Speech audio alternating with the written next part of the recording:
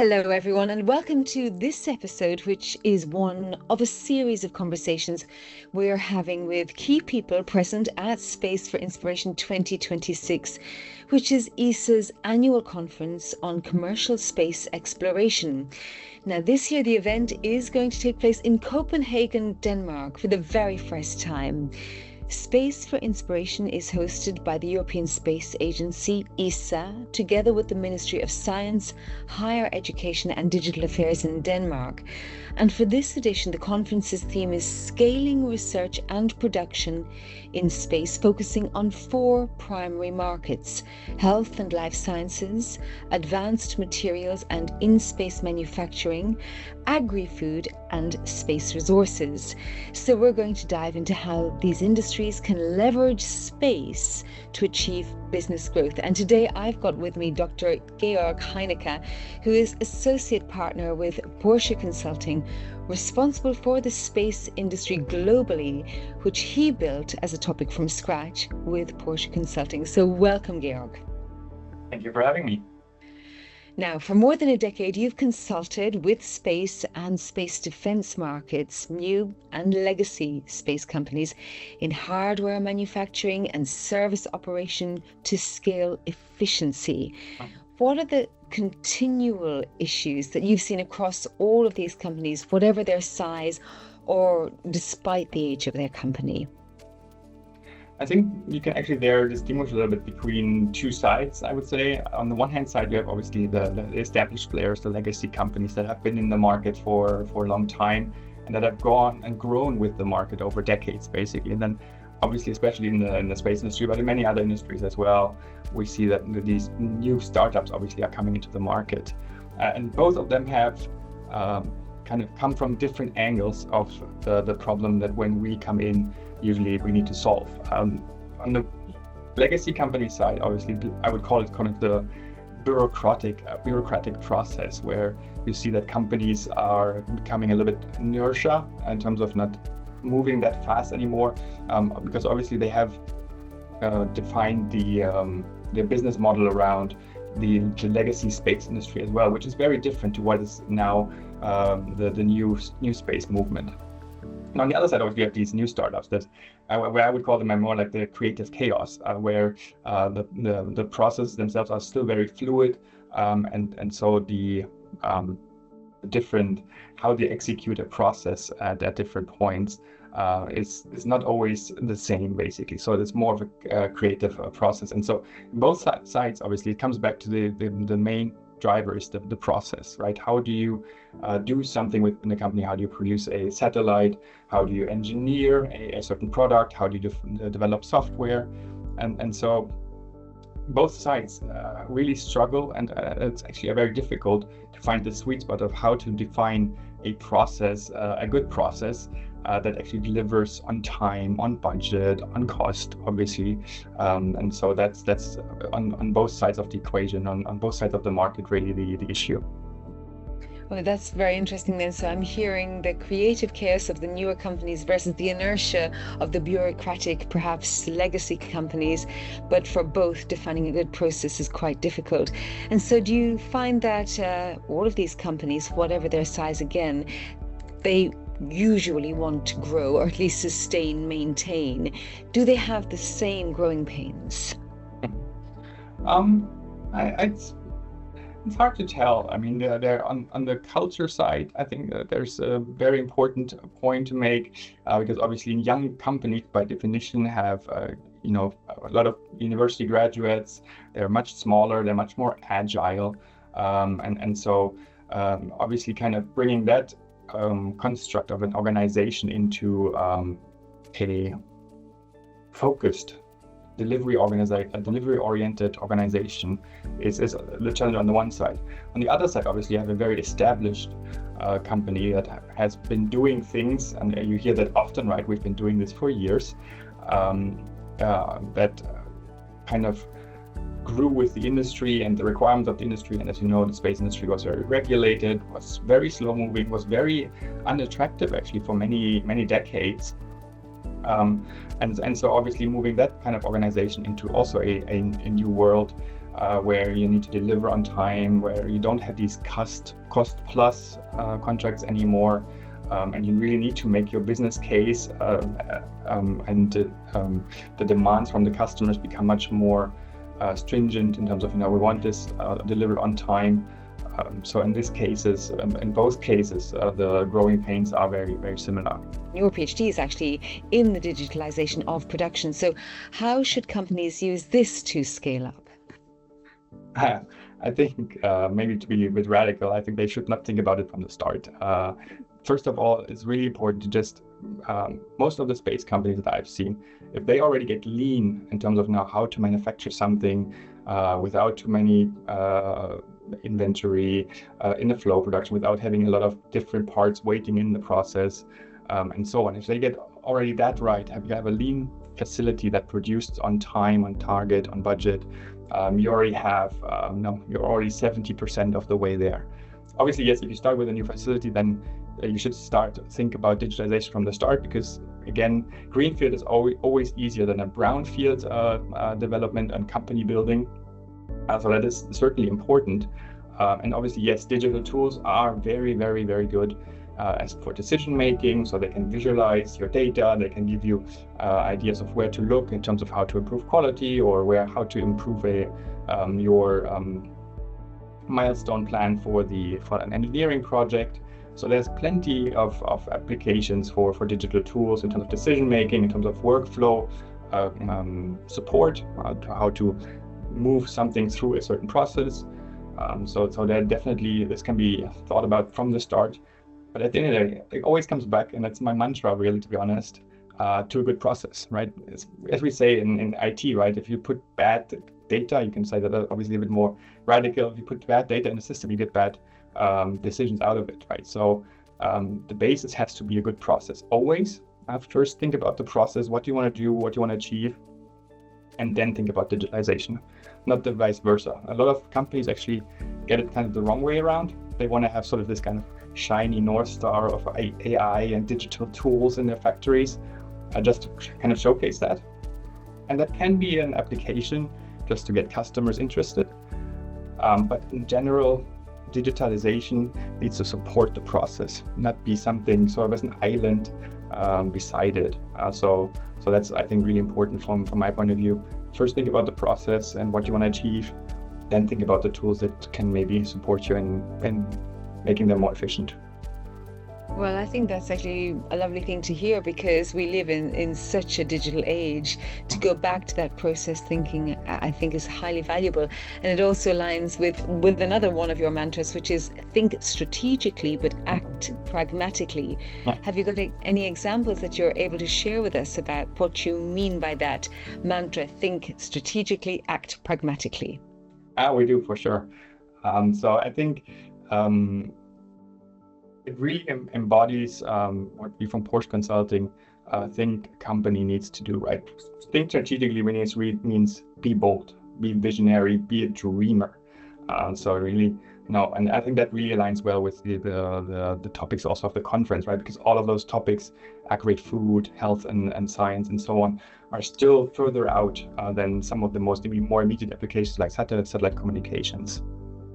So I think on that side, really, dreaming is allowed, and in terms of strategy, it's definitely valuable to have this vision defined. But act pragmatically, right? We always have this saying, better 80% now than 100% never. Perfectionism does not work always, right? Because it kind of slows you down, because it bogs you down. We want to have the perfect solution. Let's aim for the perfect solution, and then it just drags out, right? Better do trial and error, try something quickly, and then go along and iterate on that. And I think that's kind of what this motto embodies. So let's move out into that world then. As you said, the space economy is still, in many capacities, frontier ground. There are some well-worn paths and business models, satellite comms, Earth observation, navigation, transportation, but so much more is bubbling up there. So when it comes to the global markets on Earth, now including space, how do you see the addition of the space economy to the terrestrial global markets? And how can space companies project their reach to kind of, connect more with the terrestrial global markets? And there have always been already, we use space, there are certain studies, right? We use space 10 times, 20 times every day, right? Navigation systems, bank transfers, and so on. So space has always been infrastructure, and in that sense, tightly integrated with daily lives, with a lot of terrestrial industries already. So I do think that as it is currently predominantly infrastructure that serves us here on Earth, there's already very tight integration. I think actually the next step is exactly what this conference is about. It's about, really things that that develop a space economy, a space for space economy, right? A lot of the things that are currently being done is more space for ground, or space for Earth applications. And I do think that there's going to be quite some interesting things being done in the space economy in terms of their pushing the frontier and developing new business models, developing new markets. So I think space is going to be maybe less associated with the Earth and the earthly economy, and going to be more growing into a space economy, a space for space economy. So space within its own market, so sitting alongside in parallel with the earthly market as well. Now, It's going to be Porsche, a both. lot of people. It's going to be both. Yes, Right. yes.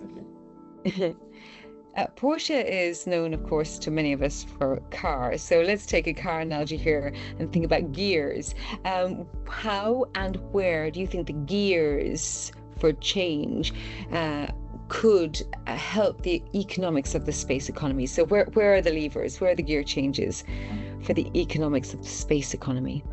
I've been doing this for full-time for the space industry 6 years now. Been at Porsche Consulting for 11 years.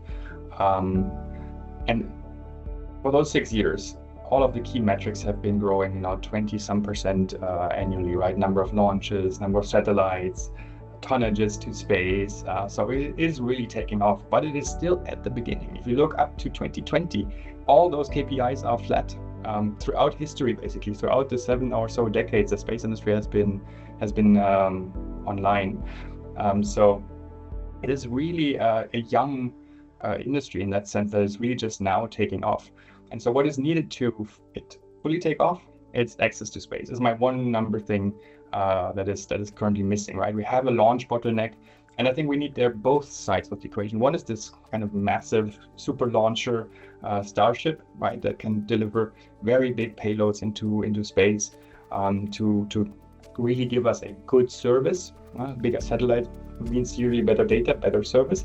But we also need these micro launchers because obviously if you want to do health research, agri-food trials, Starship size, you don't want to start with a Starship sized payload, right? 100 tons. You want to do something small and try this out, right? And so a really frequent, continuous, reliable access to space, and obviously cheap. The cheaper it becomes, the more business models will be tried out. I think that's really critical going forward. Having this launch bottleneck resolved, having different options in the market for different companies to try out new things, and then to develop new business out of that. So I think that's the number one thing for the space economy to really take off.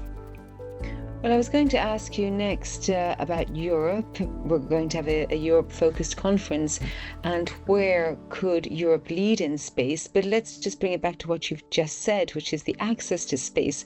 And that is not something that Europe is leading in. So why can't we? Why are people not building more launch pads? It's a good question. There's a lot of startups, in Germany and all the other countries. There's probably a good dozen micro launch developments ongoing on European soil alone. So the basis is there, right? But as you can see as well, I know the company started about 8-10 years ago. Some of them have started to launch the first missions or are about to launch the first missions. But it just really shows that, what has SpaceX, just in one company, it's really achieved, and how big that achievement actually is, because it is rocket science. Launching a rocket is really, really complex. A tiny thing goes wrong, and the entire mission is aborted. And so, you really have to see that development of the Falcon series of rockets really was is an outlier in terms of speed, in terms of success as well.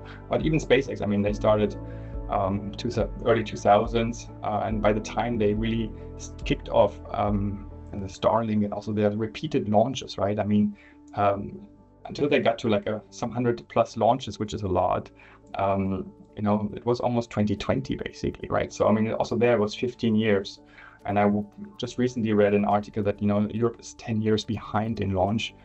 I mean, if you compare that to Starship, it's definitely not 10 years, that's definitely more than 20 years. So SpaceX is an outlier. Building rockets is really difficult. It takes time. It takes funding. Funding is now available. So I think it's really just a matter of time now that, the companies, a few companies will be successful in launching payloads into space from European soil. It just takes time, And that's why I think it's so important that these technologies are developed early on, and that people think about this and start these companies now, because between first idea and revenue in space, unfortunately, unlike in software, there is a lot of time in between those. Yeah. So, well, then coming back to where could Europe lead in space if we're already at least 10 years behind in launchers? We will never catch up, and we can't even catch up on a cost front. So if you can't launch, you can't serve your own continent very well, I guess. Right. And so I think I don't want to paint a black, or pessimistic picture of Europe. Europe is extremely innovative. We have a very strong new space ecosystem. Of course, yes, if you compare it to the United States or China, one is state-sponsored, the other is also very dynamic, obviously, in the US, much more money available. But nevertheless, given our means that were put into the industry in the past decade, basically, and obviously now with the surge of investments out of the defense side, out of also institutional sides, this funding gap is actually closing. So I think now Europe has a very good chance to now, before we were already good in developing technologies, and then it was always very bad at scaling this into a really sizable business. Oftentimes it was more like, okay, we develop a good technology and then some American company comes in and buys it. And so the hope really must be now that with funding available, with the market available, there's a lot of different constellations being planned, a lot of money goes into the market, and it will flow down to all the different companies, that will give them the backbone to really fund their expansion. And so in terms of technologies, I mean, I think there's a lot of different things still to be very, very, very good at, right? Laser terminals, for instance, optical communications, very good in Earth observation in general. I think the in-service or in-space service economy is super interesting. There's some very good companies here in Europe that do kind of this last mile logistics approach. We have very good satellite manufacturers and so on, right? So I think from a technology point of view, we don't have to hide behind the United States or China. It really just now comes down to creating the market, and giving those companies a chance to really grow into a sizable business that then also can project global cloud. So you mentioned there that money is important for the scale-up part. So you got the ideas, very strong foundational ideas, and then for the scale-up you need money. So where does money make a difference? Because it might be true to say also that just throwing money at a problem doesn't always make a difference. So I'd love you to talk to us about that, and also the need for anchor customers, which in some cases are governmental. Yeah, and that is and will remain the case, right? I mean, in the US side, you obviously have the hyperscalers that do have quite some sizable investments in the space industry. In Europe, we still lack this. There's some initiatives here and there, but it's still too fragmented. And so for the foreseeable future, now having these institutional customers is very valuable. We've heard all about the different constellations being planned, all the money being poured in, especially also from Germany. But once Germany obviously goes to the lead, others will follow suit. So overall, the entire space economy will be flooded with money. But you're completely right. I mean, more money, throwing money at the problem will not solve the launcher bottleneck per se, right? You can only, throw so many hundreds of millions of dollars or euros at these companies. it still is a technology challenge that needs to be resolved. And that's again where then, for instance, currently our services come in very valuable, right? Because in the past it was always about we don't have a huge market, we need to be very nimble, so we go slow and see as we go how to develop our company. Now obviously funding is there, and suddenly these companies jump from a few employees to hundreds of employees, from a backlog of a few hundred millions of euros to billions of euros. So it's really a step change for everybody. And then obviously at that point, how to scale economically efficiently and still to be able to deliver becomes critical and becomes actually the bottleneck for these companies. So then, for somebody who might be looking to hire a consulting firm such as Porsche, at what point does a company need to think about that consulting health check? Well, if we take this medical analogy, right, there's two extremes. One extreme is you have a small itch and you go to the doctor, right? Happens. And then the other extreme, right, where you're really in pain, can't really walk or whatever, and then you go to the doctor, right? So I personally actually belong a bit to the latter group. I always kind of postpone everything as much as I can on these fronts. And unfortunately, I have to say, usually we are called in when it's really, really late, 5 to 12, basically. So, the delays are already there, customers are already complaining, maybe even suing in terms of, no, you haven't delivered as promised, and so on, right? So the ship is burning, basically. So obviously, in terms of those two extremes, something in the middle would be very, very important. And I think a good analogy is also this design for manufacturing that we mentioned earlier. A lot of the costs also, if you define a layout for a certain factory, or if you define your organization, it's always good to have a sort of external view of what are best practices in the industry, to maybe not fall into the same traps that somebody else fell into. Because as I said earlier, it's always the same topic.